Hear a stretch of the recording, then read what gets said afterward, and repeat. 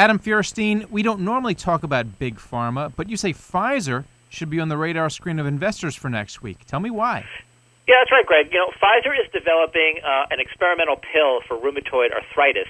It's designed to compete against the injectable drugs that currently dominate the market, most notably Abbott's Humira, which delivers sales about $8 billion a year.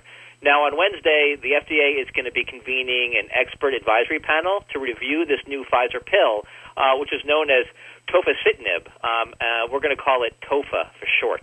All right, so is the approval of TOFA controversial? What do you expect at next week's FDA panel?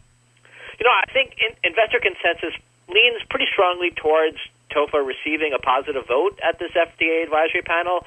If there's a controversy or intrigue, it's probably around how the drug is going to be used. I think the question is, will docs be conservative and prescribe TOFA only for those rheumatoid arthritis patients who don't respond to the injectable drugs?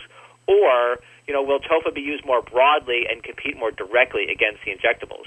Now, Pfizer says that it expects doctors to be more conservative, and I think that's what investors probably expect as well.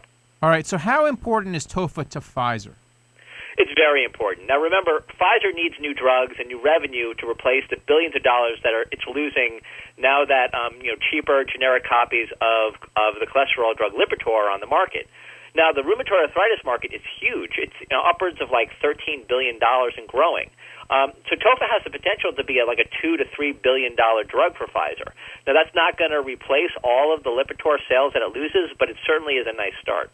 Any competitors out there? Anyone else developing rheumatoid arthritis pills?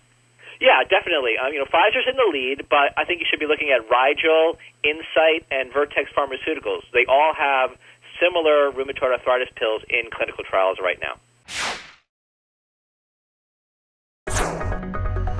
This market is stock tickers market. Stocks have rallied this year. We're coming into a Monday where we're going to